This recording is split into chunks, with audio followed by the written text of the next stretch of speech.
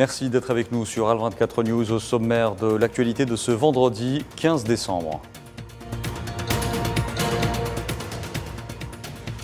70e jour du génocide de l'entité sioniste sur les Palestiniens de la bande de Gaza. Les bombardements sont toujours aussi intenses autour de Khan Younes et Rafah au sud.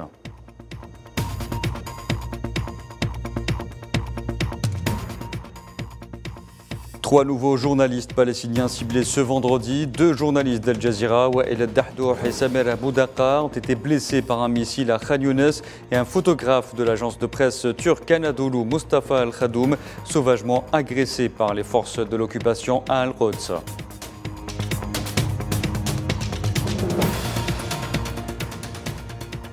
L'entité sioniste de plus en plus isolée sur la scène internationale. Plusieurs pays font part de leurs préoccupations face au nombre accéléré d'attaques de colons sionistes contre les Palestiniens en Cisjordanie occupée.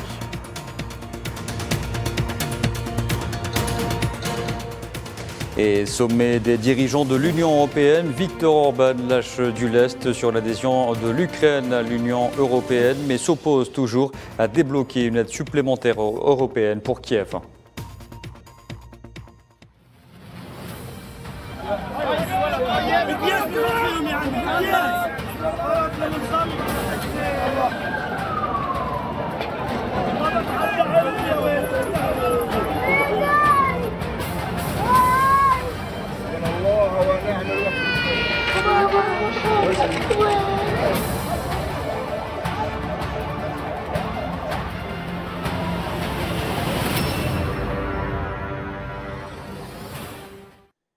Bonsoir à tous. Malgré les pressions internationales, l'entité sioniste a poursuivi ce vendredi pour le 70e jour consécutif son génocide sur les civils palestiniens. Des centaines de martyrs et blessés ont été la cible des bombardements israéliens, particulièrement à Khan Younes et Rafah, au sud de la bande de Gaza. Le point de la situation avec Leila Gertal.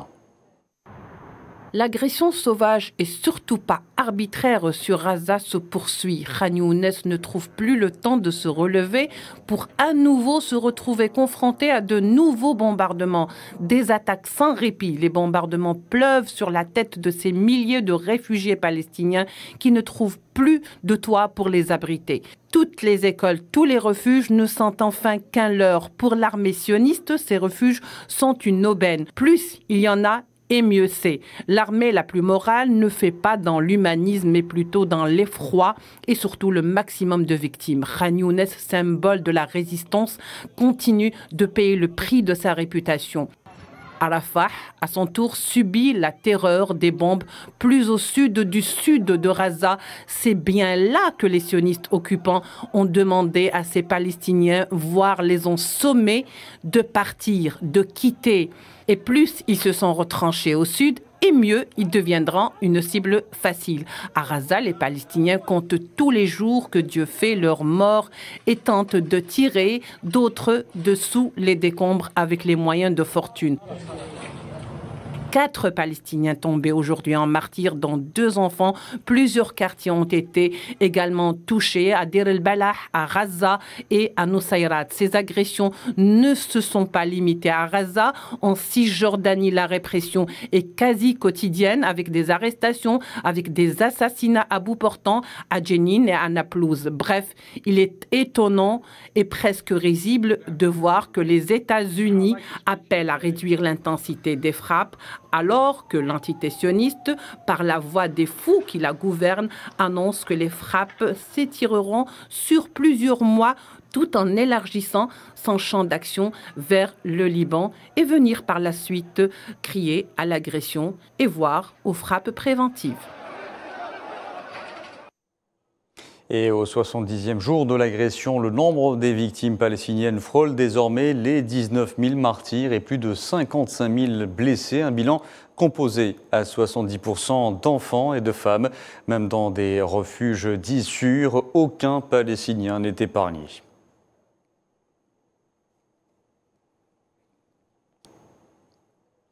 Et depuis quelques jours, la ville de Rafah au sud et ses environs est particulièrement ciblée par les raids des forces de l'occupation sioniste. Les habitants de ces régions et d'autres venus pour s'y réfugier assistent impuissants à la destruction des bâtiments qui les abritaient.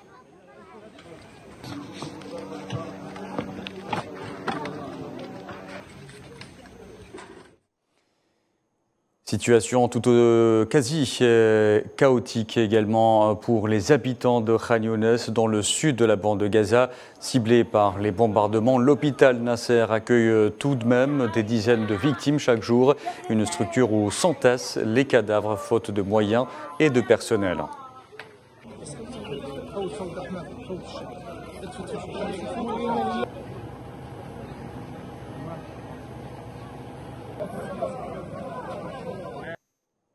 Et l'aide humanitaire est quasiment au point mort. Le Croissant Rouge palestinien continue pourtant de distribuer quelques denrées alimentaires aux personnes déplacées, notamment à l'hôpital Al-Amal à Khan Younes. L'agence humanitaire des Nations Unies, OCHA, a prévenu que sa capacité à fournir une aide humanitaire était considérablement compromise par le manque de carburant.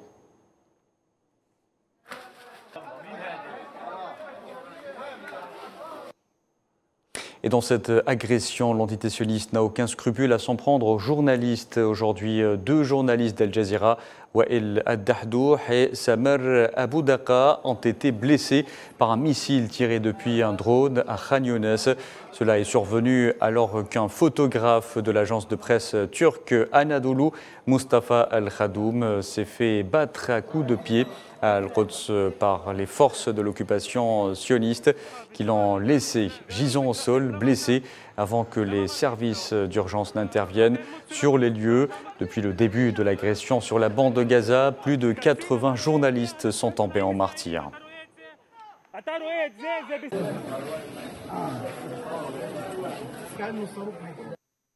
Et sur le plan diplomatique, le président palestinien Mahmoud Abbas a reçu ce vendredi le conseiller américain à la sécurité nationale, Jake Sullivan. Les responsables américains multiplient les contacts, notamment après les critiques du président américain Joe Biden envers le gouvernement Netanyahou.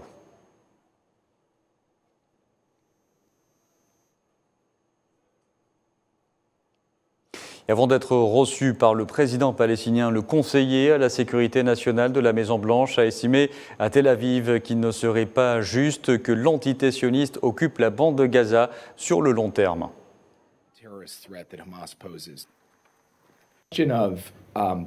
Le gouvernement israélien a indiqué qu'il n'avait pas de plan à long terme pour occuper Gaza et qu'en fin de compte, le contrôle de Gaza, l'administration de Gaza et la sécurité de Gaza devaient être transférés aux Palestiniens. La question est de savoir comment se fera cette transition, selon quel calendrier. Cela fait l'objet de discussions intensives, mais la position des États-Unis est claire.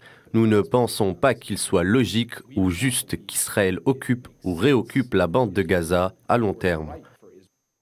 Et je vous en parlais en titre, plusieurs pays ont fait part de leurs préoccupations face au nombre accéléré d'attaques de colons sionistes contre les Palestiniens en Cisjordanie occupée, appelant à la sanction des auteurs de ces actes. Dans une déclaration conjointe, ces pays, dont l'Australie, la Belgique, le Canada, le Danemark, la Finlande et la France, ont réitéré leur position selon laquelle les colonies sionistes en Cisjordanie occupée étaient illégales en vertu du droit international, rappelant les obligations de l'entité sioniste en vertu du droit international.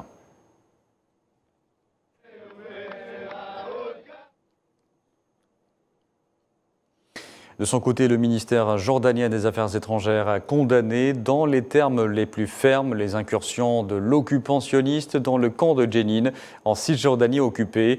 Amman a ainsi condamné les violations continues des forces d'occupation, des règles du droit international et du droit international humanitaire, ainsi que la violation du caractère sacré des lieux religieux, appelant la communauté internationale à faire pression sur l'entité sioniste pour qu'elle mette fin à ces violations.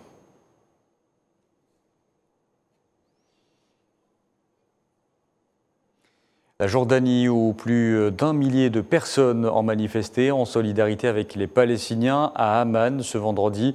Les manifestants ont scandé des slogans et brandi des pancartes où ils ont appelé notamment à l'arrêt du génocide à Gaza.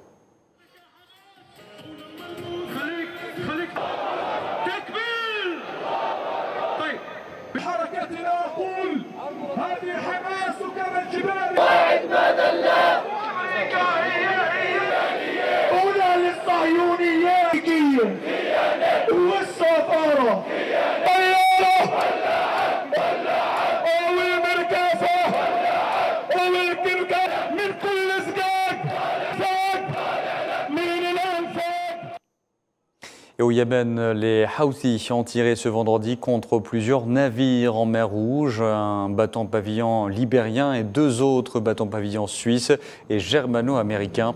Les attaques provenant du Yémen se sont multipliées ces derniers jours. Dans cette zone maritime stratégique, les Houthis ont promis de poursuivre leurs attaques jusqu'à ce que l'entité sioniste arrête son agression sur la bande de Gaza, privée des aides humanitaires vitales.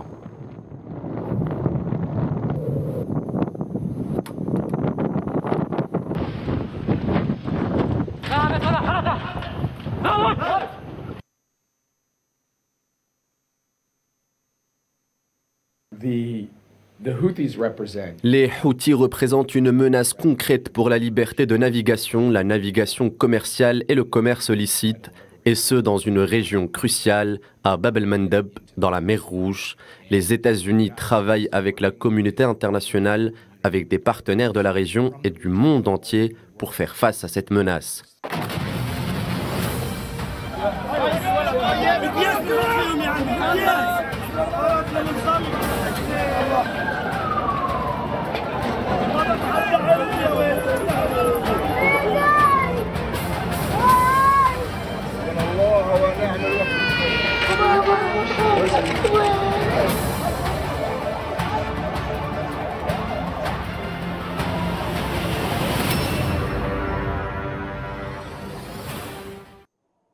Le dossier palestinien, on en parle encore. Il s'est invité hier à Alger. Le président algérien Abdelmadjid Tebboune a reçu un message écrit de son homologue palestinien Mahmoud Abbas concernant la situation actuelle dans les territoires palestiniens occupés et l'agression brutale commise par les forces d'occupation contre le peuple palestinien. Le message a été remis lors de l'audience accordée par le Premier ministre Nadir al-Arbaoui au secrétaire du comité central du mouvement palestinien Fatah, Djibril Rajoub. Le responsable palestinien a notamment salué la position constante de l'Algérie en faveur de la cause palestinienne.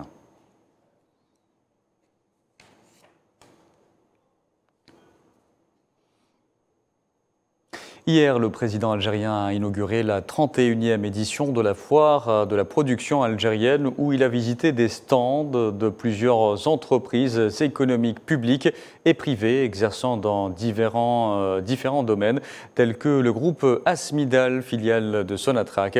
Abdelmadjid Tebboune a, durant cette halte, souligné l'importance stratégique des engrais.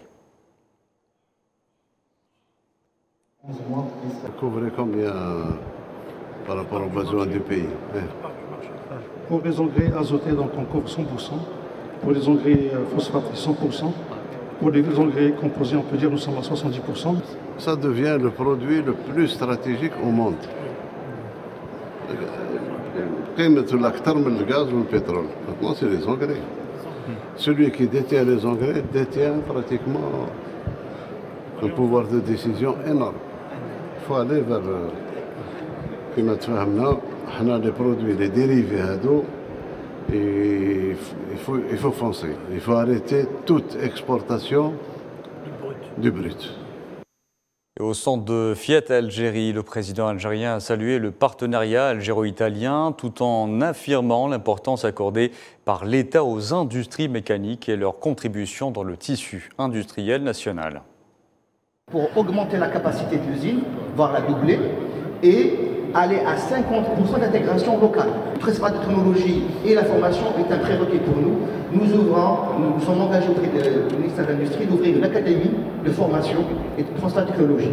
D'ailleurs, nous venons de lancer une licence universitaire à Wahran avec l'USTO pour former les chefs d'unité de production. L'objectif, c'est ça.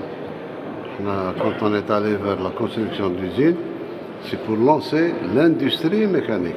On est sur la bonne voie. Très grande confiance en nos amis, nos partenaires italiens, premièrement. Deuxièmement, l'industrie mécanique doit tirer l'Algérie vers le haut du point de vue industriel. Absolument. Donc il ne s'agit pas uniquement de consommer des voitures. Oui, d'accord. Il faut qu'on participe à la fabrication de ces véhicules-là et renforcer le tissu industriel du pays, qui est en train de se renforcer, alhamdoulilah. On a vu, il y a beaucoup d'opérateurs qui ont pris l'initiative, qui transforment ce qu'on dit en réalité industrielle. Allez, direction le Burkina Faso, les médias locaux ont rapporté que plusieurs centaines de terroristes avaient été neutralisés par les forces de défense et de sécurité burkinabées lors d'une opération d'envergure cette semaine. L'opération menée par 3 bataillons d'intervention rapide et un commando des forces spéciales de l'armée de terre avec l'appui de vecteurs aériens a conquis Baraboulé et toutes les autres localités au nord de Djibou dans la région du Sahel jusqu'à la frontière malienne.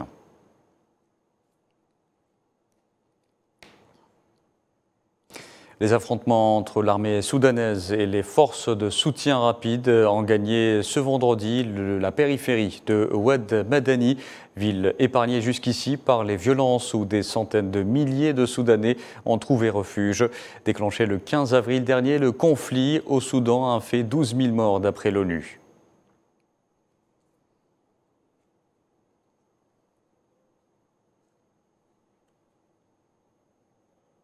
Parlons à présent du secteur pharmaceutique au Nigeria qui subit les remous des péripéties économiques du pays. En pharmacie, le prix des médicaments monte en flèche alors que les patients peinent à trouver les ressources nécessaires pour s'en procurer.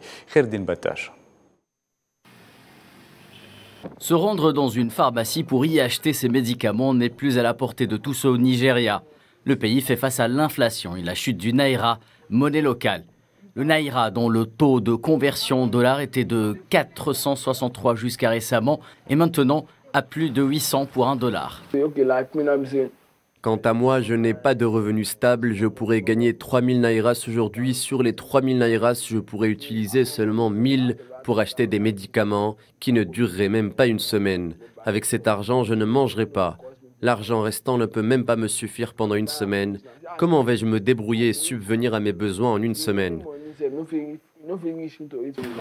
Les responsables de l'industrie pharmaceutique ont déclaré que la chute de la valeur du naira, après la suppression du contrôle d'échange en juin dernier et le départ du fabricant britannique de médicaments GlaxoSmithKline, GSK, avait fait monter les prix en flèche, frappant durement les bourses des patients. Si vous avez acheté un médicament au cours des 2 ou 3 derniers mois et que vous souhaitez acheter même du paracétamol, vous saurez que le prix a augmenté, mais je suis particulièrement inquiet avec des choses comme les médicaments anticancéreux, les médicaments anti-hypertenseurs, les médicaments antidiabétiques, vous savez, certains ce que j'appellerais des médicaments orphelins qui sont rares à obtenir. Le prix a été astronomique. En août dernier, GSK a annoncé qu'elle quitterait le marché pharmaceutique où elle était un acteur majeur depuis plus de 5 décennies. Une situation qui contraint certains patients à recourir à la médecine alternative, mais à leurs risques et périls. L'Agence nationale nigériane pour l'administration et le contrôle des aliments et des médicaments, NAFDAC, a récemment mis en garde contre l'utilisation de plantes non approuvées comme alternative aux médicaments délivrés sur ordonnance et aux médicaments courants en vente libre. L'actualité en Afrique, c'est aussi le conseil d'administration du Fonds monétaire international qui a annoncé un nouvel accord avec le Bénin pour un prêt d'un montant équivalent à 200 millions de dollars sur 2 ans au titre de la facilité pour la résilience et la durabilité. Cet accord de financement doit soutenir le programme des autorités visant à renforcer sa résilience au changement climatique, notamment en intégrant les considérations climatiques dans l'élaboration des politiques.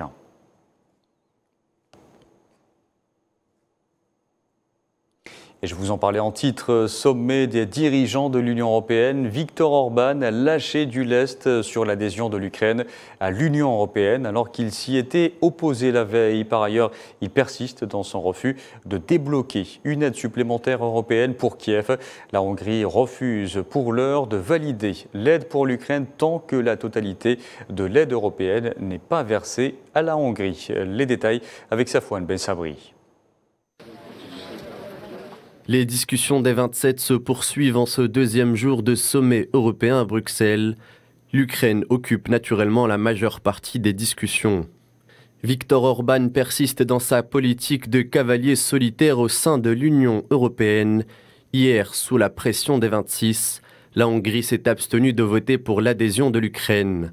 En revanche, concernant l'aide militaire, Orban persiste et signe et s'oppose à l'accord d'aide de 50 milliards d'euros destiné à l'Ukraine, prélevé dans le budget de l'Union européenne. J'ai toujours dit que si on procédait à un amendement du budget de l'Union européenne, et cela pour plusieurs raisons. La Hongrie saisirait l'occasion pour revendiquer clairement ce qu'elle mérite, pas la moitié, pas un quart, mais la totalité. Viktor Orban a réclamé que la totalité des fonds européens destinés à la Hongrie soit versée par l'Union européenne, dont une part importante est encore bloquée.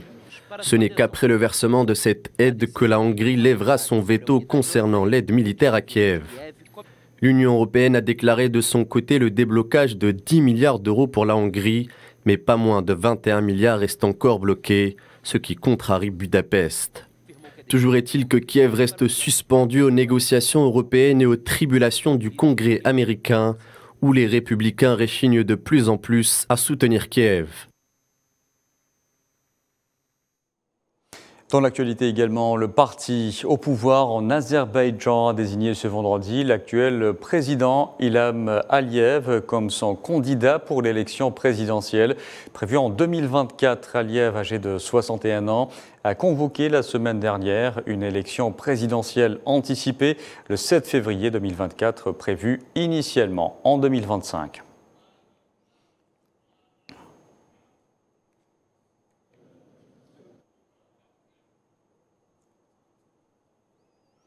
Et puis enfin, un accident survenu dans le métro de Pékin a fait au moins 102 blessés, victimes de fractures après une collision entre des wagons sur un tronçon en surface. La capitale chinoise, où ce type d'accident est rare, a été touchée ces derniers jours par de fortes chutes de neige qui ont entraîné des perturbations dans les transports.